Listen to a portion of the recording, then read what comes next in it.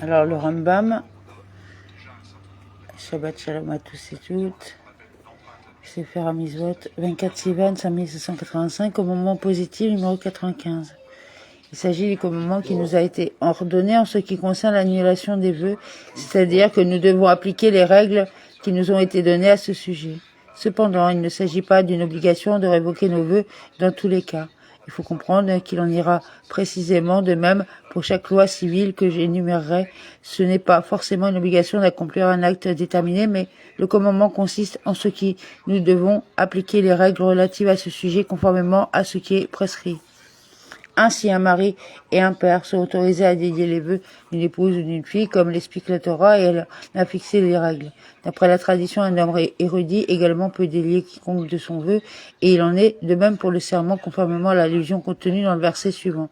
Il ne peut violer sa parole, interprétée ainsi. Lui ne pourra y renoncer, mais d'autres pourront l'en dispenser. De manière générale, il n'y a pas de prévu explicite à ce sujet dans la Torah. Nos maîtres ont déclaré les règles de libération de vœux ne tiennent qu'à un fil et non guère d'appui scripturaire, si ce n'est la tradition orale authentique. Les dispositions relatives à ce commandement ont été expliquées dans le traité qui lui est spécialement consacré Nedarim.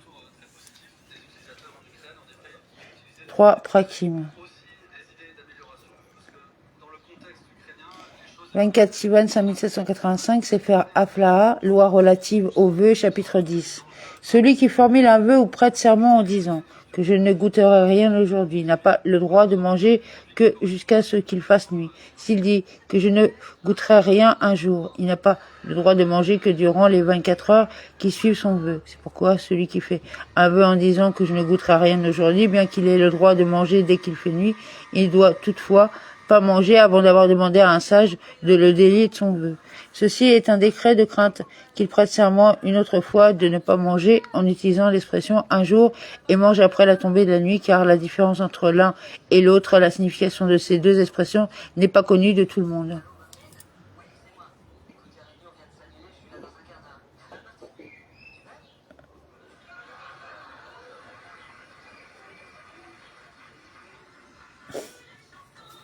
S'il a fait un vœu en disant que je ne goûterai rien le jour, c'est un cas de doute étant donné qu'il n'a pas précisé un jour ou aujourd'hui. Il n'a donc pas le droit de manger 24 heures comme s'il avait dit un jour. Toutefois, s'il mange après qu'il fasse nuit, il ne se voit pas infliger la flagellation. S'il dit que je ne goûterai rien cette semaine, il n'a pas le droit de manger le reste de la semaine et le jour du Shabbat. Il n'a pas le droit de manger à partir de dimanche. S'il dit que je ne goûterai rien une semaine, il n'a pas le droit de manger durant 7 jours en durée. Sous l'interdiction que de ce jour-là et le premier jour de viande et le premier jour de l'année en ce qui concerne les vœux et le premier jour du mois de Tishri. S'il formule le vœu suivant que je ne mangerai pas de viande pendant un an, il n'a pas le droit de manger de la viande une année entière, jour après jour. Et si l'année est déclarée embolismique, il n'a pas le droit de manger de la viande cette année ainsi que le mois supplémentaire, soit 13 mois.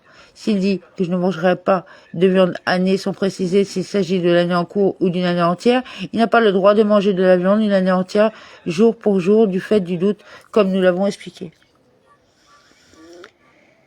S'il formule le vœu suivant que je ne boirai pas de vin ce septénaire-là, il n'a pas le droit de boire du vin les années restantes du septénaire, ainsi que l'année de Shemitah, la 7e année, et il n'a le droit de boire du vin qu'à partir du premier de l'an qui suit la 7e année. S'il dit que je ne boirai pas de vin un septénaire, il n'a pas le droit de boire du vin cette année entière, jour pour jour. S'il dit ce Yovel, il est sous l'interdiction les années restantes du cinquantenaire et la 50e année elle-même. S'il a dit que je ne boirai pas du vin jusqu'au début du mois d'Adar, il s'agit d'une année embolismique et qu'il ne savait pas quelle l'année était embolismique au moment de son vœu. Il n'a pas le droit de boire du vin jusqu'au premier jour du premier mois de Hadar seulement. Et s'il a dit jusqu'à la fin de Hadar, même si il ne savait pas que l'année était embolismique, il n'a pas le droit de boire du vin jusqu'à la fin du second mois de Hadar. Et s'il savait que l'année était embolismique et a fait le vœu de ne pas boire de vin jusqu'au début du mois de Hadar, il n'a pas le droit de boire du vin jusqu'au début du second mois de Hadar. Celui qui s'interdit quelque chose jusqu'à Pessah, qu'il dise jusqu'à l'arrivée de Pessah ou jusqu'à Pessah, il n'a pas le droit à cette chose que jusqu'au début de la fête seulement. Et s'il dit jusqu'à ce que soit advenu Pessah, il n'a pas le droit à cette chose jusqu'à la fin de Pessah. S'il dit jusqu'à la moisson, ou jusqu'à la vendange, ou s'il dit jusqu'à ce que soit advenu la moisson, ou jusqu'à ce que soit advenu la vendange, il n'a pas le droit à cette chose jusqu'au début de la vendange ou de la moisson seulement. Telle est la règle générale pour tout cet événement qui a une durée déterminée si l'on formule un vœu ou l'on s'interdit quelque chose jusqu'à cet événement. L'interdiction s'arrête au moment où il commence. Et si l'on formule un vœu ou l'on s'interdit quelque chose jusqu'à ce que soit advenu cet événement, l'interdiction dure jusqu'à ce qu'il passe. Et pour tout cet événement qui n'a pas de temps déterminé, par exemple le temps de la moisson et de la vendange, que l'on fasse un vœu jusqu'à cet événement ou jusqu'à ce que soit advenu cet événement, à l'été de l'endroit où il a formulé le vœu, et de même pour tout ce qui est... Celui qui s'est interdit quelque chose jusqu'à la saison des pluies, et sous l'interdiction jusqu'à la saison des pluies, qui est en terre d'Israël jusqu'au premier jour du mois de Kislev. Dès que la saison des pluies arrive, il a le droit à ce qu'il s'est interdit que la pluie soit tombée ou non. Et si la pluie tombe à partir du 17 Mar et Shvan, il a le droit à cette chose dès que tombe la pluie. Et s'il a dit jusqu'aux pluies, il est sous l'interdiction jusqu'à ce que tombe la pluie, à condition qu'elle tombe après le temps des secondes pluies, ceci étant en terre d'Israël et dans les environs à partir du 23 Mar Eshvan. Et s'il dit explicitement jusqu'à ce que s'arrêtent les pluies, il est sous l'interdiction jusqu'à ce que passe Pessah en terre d'Israël et dans les endroits qui sont semblables et qui ont besoin de pluie.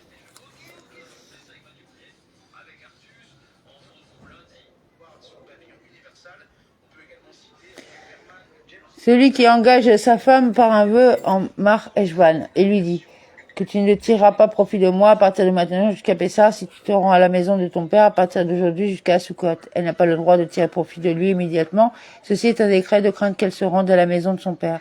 Et si elle se rend à la maison de son père avant Pessah et qu'il lui donne un profit avant Pessah, elle se voit infliger la flagellation. Si Pessah passe après qu'il ait laissé partir et tirer profit de lui, bien que la condition formulée, à savoir la punition qu'il lui a assignée, n'existe plus. Il lui est défendu de considérer son vœu comme sans valeur et de la laisser se rendre à la maison de son père et profiter de lui. Plutôt, il doit considérer son vœu comme contraignant jusqu'à ce quoi, comme il a formulé dans son vœu, et ce, bien qu'il ait fait dépendre son vœu d'un temps d'interdiction qui est passé. Et de même pour tout ce qui est semblable, et si elle se rend à la maison de son père après Pessah, il n'a pas d'interdiction de tirer profit de lui. S'il lui dit que tu n'auras aucun profit de moi jusqu'à Sukkot, et si tu te rends à la maison de ton père avant Pessah, elle n'a pas le droit de tirer profit de lui immédiatement. Et si elle se rend à la maison de son père et qu'il lui donne un profit même après Pessah, elle se voit infliger la flagellation, elle n'a pas le droit de tirer profit de lui jusqu'à Sukkot. Cependant, elle a le droit de se rendre à la maison de son père dès que Pessah arrive. Sefer Aflaha, loi relative au vœu, chapitre 11. Un garçon de 12 ans et un jour, une fille de 11 ans et un jour, qui ont prêté serment ou ont fait un vœu, qu'il s'agisse d'un vœu d'interdiction ou d'un vœu de consécration. On les sonde et on les interroge. S'ils savent à qui s'adresse le vœu qui ont formulé leur consécration et les serments qu'ils ont prêtés, leurs vœux sont valides et ce qu'ils ont consacré est consacré. Et s'ils ne savent pas, leurs vœux et leurs paroles n'ont aucune valeur. Cet examen est nécessaire toute l'année, c'est-à-dire toute la 12e année pour une fille et toute la 13e année pour un garçon. Comment cela s'applique-t-il? S'il formule un vœu ou consacre quelque chose au début de cette année, la 12e année pour une fille et la 13e année pour un garçon, puis qu'on les interroge et qu'ils se trouvent être conscients de la signification du vœu de sorte que le vœu est validé. Puis qu'ils formulent un vœu même à la fin de cette année, un examen est nécessaire pour que le vœu soit validé. Et on ne dit pas que, puisqu'il était conscient de la signification du vœu, au début de l'année, un examen n'est pas nécessaire. Plutôt, on les examine toute l'année. Avant cet âge-là, même s'ils disent nous savons à qui s'adressent nos vœux et à qui s'adresse notre consécration. Leurs vœux ne sont pas valides et ce qui ont consacré n'est pas consacré. Et après cette période-là, lorsque le fils a 13 ans et un jour et la fille a 12 ans et un jour, même s'ils disent nous ne savons pas à qui s'adresse le vœu que nous avons formulé et notre consécration, leurs paroles sont effectives et leurs vœux et leur consécration sont valides, bien qu'il n'ait pas encore de poils pubiens. Ceci est le temps de maturité pour les vœux mentionnés partout. Dès lors qu'ils arrivent à l'âge adulte, leurs vœux sont validés, même s'ils ne portent pas encore les signes de la puberté et qu'ils ne sont pas considérés comme adultes en tout point. Ce principe est d'ordre toranique, à savoir que celui qui est en âge de pouvoir s'exprimer un vœu en sachant à qui cela s'adresse, même si ses connaissances lui font défaut, et est proche d'être un adulte, c'est-à-dire qu'il a déjà atteint l'âge adulte, mais n'a pas encore présenté les signes de la puberté, sa consécration est valide et son vœu est valide. Bien que leur vœu soit valide, s'ils passent outre à leur vœu ou prêtent serment et ont fait le contraire, ils ne se voient pas infliger la flagellation jusqu'à ce qu'ils présentent 2 poils pluviens. S'ils, des garçons ou des filles ayant atteint l'âge adulte mais ne portant pas encore les signes de la puberté, consacrent un objet qui leur appartient et qu'un adulte tire profit de ce qu'ils ont consacré, ils se voient affliger la flagellation parce que leurs vœux sont valides d'ordre toranique comme nous l'avons expliqué. Dans quel cas ceci, à savoir qu'une fille de 12 ans et un jour, ses vœux sont valides, s'applique-t-il? Si elle n'est pas sous l'autorité de son père, par exemple, si elle est bokérette ou si elle a déjà été mariée par son père et a divorcé ou sous l'autorité de son mari. Par contre, si elle est sous l'autorité de son père, même si elle a atteint l'âge adulte et Nahara, son père peut annuler tous ses vœux et tous les serments qu'elle prête le jour où il en prend connaissance, ainsi qu'il est dit. Tous ses vœux et interdictions, etc. seront nuls, son père l'ayant désavoué, etc. Jusqu'à quand son père peut-il annuler les vœux? Jusqu'à ce qu'elle soit adulte. Dès qu'elle devient adulte, il ne peut plus annuler ses vœux et tous ses vœux et serments sont considérés comme les vœux d'une femme veuve ou d'une femme divorcée, ainsi qu'il est dit, tout ce qu'elle s'est imposé, etc. sera obligatoire pour elle. À partir de quand le mari peut-il annuler les vœux et les serments de sa femme, dès lors qu'elle entre sous la houpa?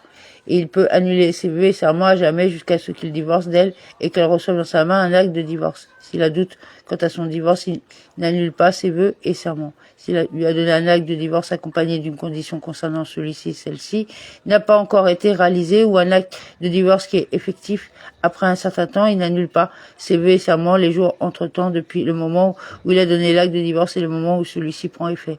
Et de même dans le cas de celle qui a entendu que son mari était décédé et qui s'est remariée alors que son mari était vivant, ou un cas semblable. Ni le premier ni le dernier mari peuvent annuler ses vœux.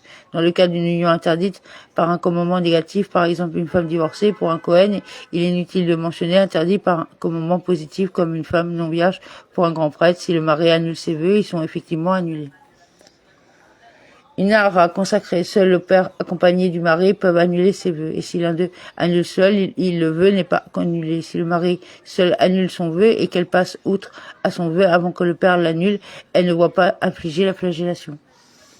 Si celui qui l'a consacrée décède, elle retourne sous l'autorité de son père et son père peut annuler tout vœu qu'elle prononce comme il avait ce droit avant qu'elle soit consacrée. Si son père meurt après qu'elle soit consacrée et qu'elle formule un vœu après sa mort, le mari ne peut pas l'annuler car le mari n'annule pas seul les vœux de sa femme avant qu'elle entre sous la houpa. Une fille nahara qui est consacrée, son père a connaissance de son vœu mais non son mari. Et elle divorce le jour même et est consacrée à un autre homme le jour même. Même si cela se produit sans homme dans la journée, son père et son dernier mari annulent les vœux qu'elle a prononcés alors qu'elle était consacrée au premier. Parce qu'elle n'a pas eu un instant d'indépendance, en effet, elle est encore sous l'autorité de son père puisqu'elle est nahara.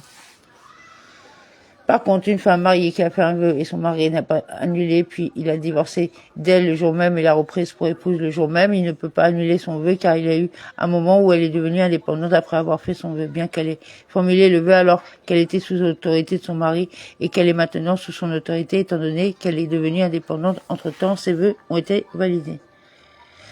Une nahara consacrée qui a fait un vœu et ni son père ni son mari n'ont eu connaissance de son vœu puisqu'elle a divorcé et a consacré à d'autres personnes l'une après l'autre, mais après plusieurs jours lorsque le père et celui qui l'a consacré en dernier en ont eu connaissance de son vœu, ils annulent les vœux qu'elle a formulés alors qu'elle était consacrée au premier. Étant donné que celui-ci n'en a pas eu connaissance de ses vœux, le divorce de celui-ci n'est donc pas considéré comme une validation du vœu.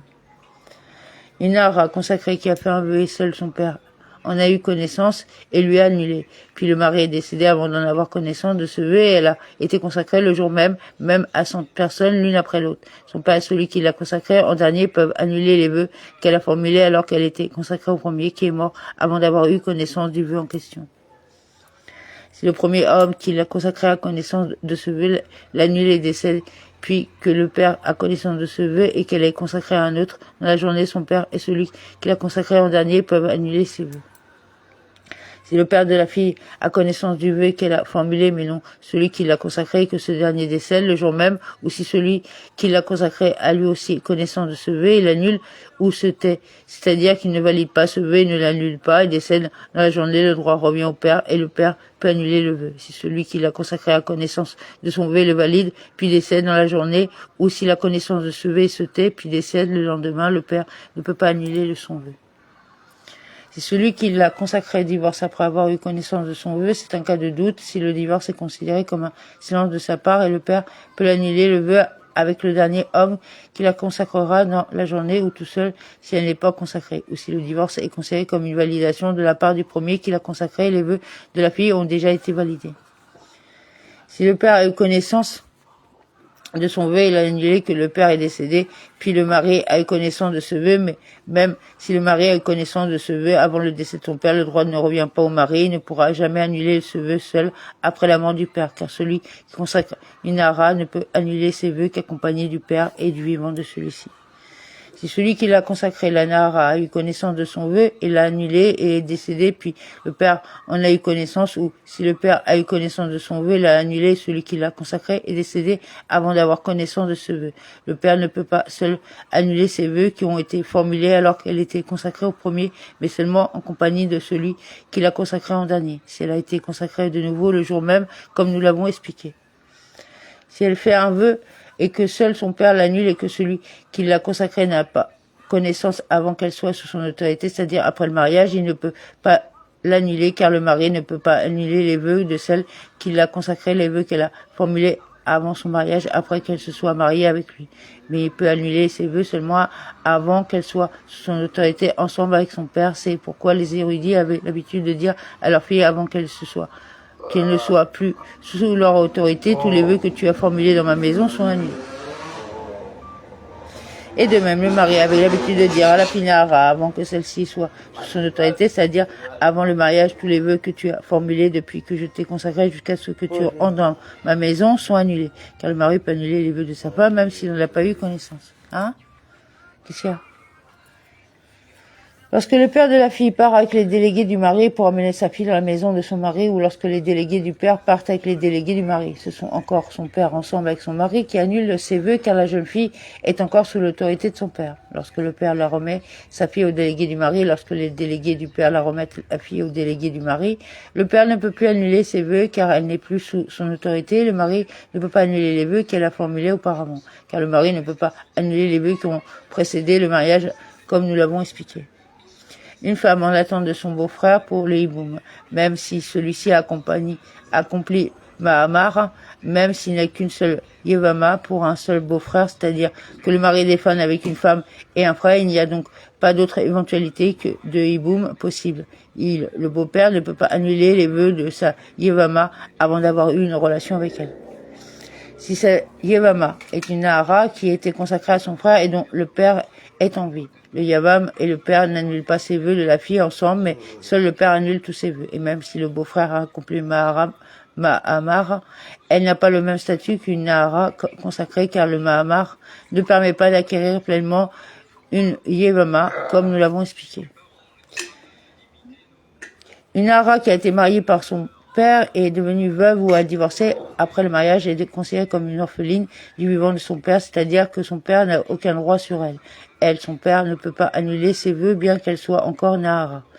Une Nahara consacrée qui a formulé un vœu et son père et son mari n'ont pas eu connaissance de son vœu avant qu'elle ait atteint l'âge adulte ou si elle était comme une orpheline du vivant de son père. C'est-à-dire qu'un divorce a précédé cette consécration, ses vœux sont valides et son mari ne peut pas les annuler car elle n'est plus sous l'autorité de son père du fait de son âge adulte ou d'un précédent mariage, qui aurait été susceptible dans le cas contraire d'annuler les vœux de la jeune fille ensemble avec lui, celui qui l'a consacré, et elle n'est pas encore sous l'autorité de son mari pour que celui-ci puisse annuler ses vœux tout seul.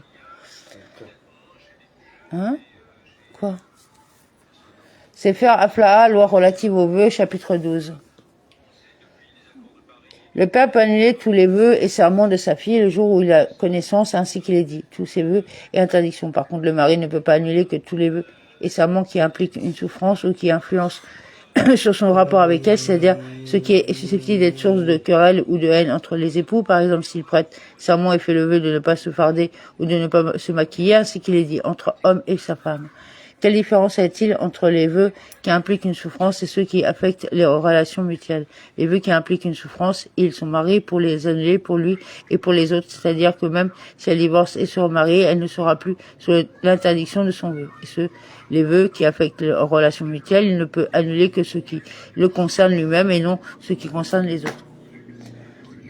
Comment cela s'applique-t-il? S'il fait le vœu de ne pas manger de viande, il peut annuler ce vœu et elle n'aura pas le droit de manger de la viande avec tout homme, même si elle divorce et se remarie. Si elle s'interdit d'avoir une relation avec tout homme dans le monde, son mari peut annuler sa part, ce qui le concerne, de sorte qu'il pourra avoir une relation conjugale avec elle, même s'il décède ou divorce d'elle, elle n'aura pas le droit d'avoir une relation avec tout homme, elle ne pourra donc pas se marier avant de se faire délier de son vœu. Et de même pour tout ce qui est semblable.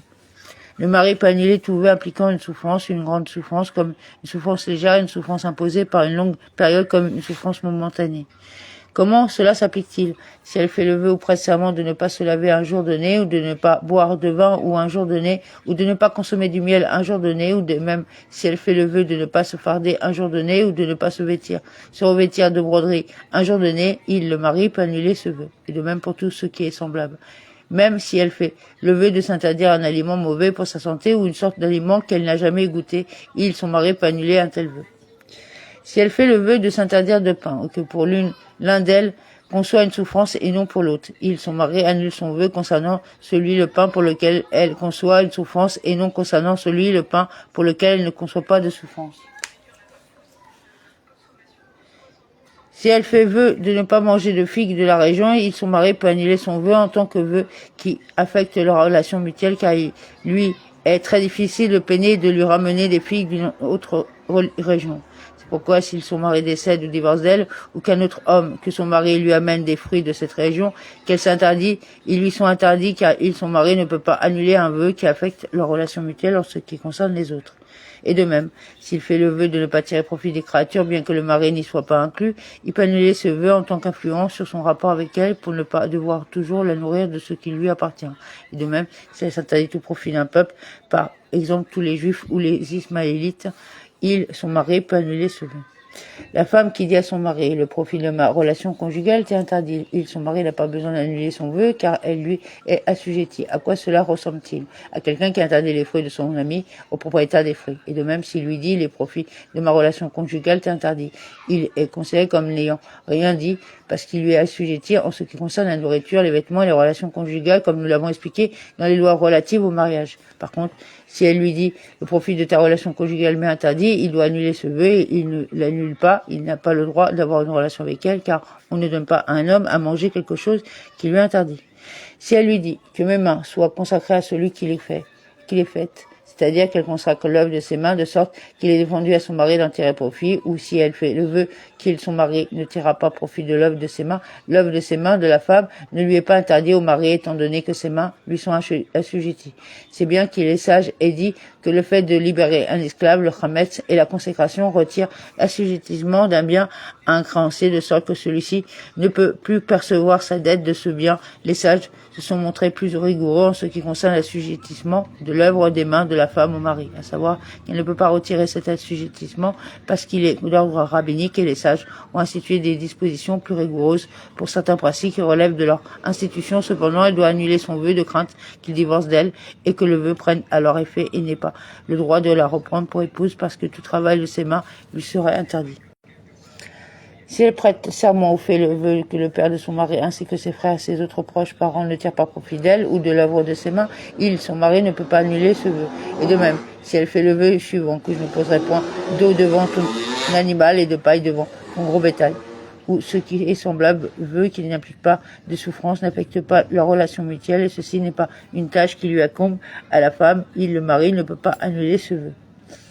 Le père d'une jeune fille et le mari d'une femme peuvent annuler les vœux qui n'ont pas encore pris effet et qui ne constituent pas encore une interdiction. Comment cela s'applique-t-il? Par exemple, elle dit « Le vin m'a interdit si je me rends à tel endroit ». Son père ou son mari peut annuler ce vœu, bien qu'elle ne soit pas partie à cet endroit et que cela, le vin, ne lui est pas encore interdit. De même pour tout ce qui est semblable. Le père ou le mari qui sont sourds ne peuvent pas annuler les vœux de sa fille ou de sa femme, respectivement, bien que le mari puisse annuler des vœux qu'il n'a pas entendus. Celui qui entend le fait de ne pas avoir entendu les vœux en question ne l'empêche pas de les annuler. Un aliéné ne peut pas annuler un vœu, qu'il s'agisse d'un père, d'une jeune fille ou du mari d'une femme. Pour un mineur, le concept de mariage n'existe pas, c'est pourquoi il ne peut pas annuler les vœux de sa femme. Et un mari peut annuler les vœux de ses deux femmes en même temps. Et de même, un père peut annuler les vœux de ses deux filles en même temps.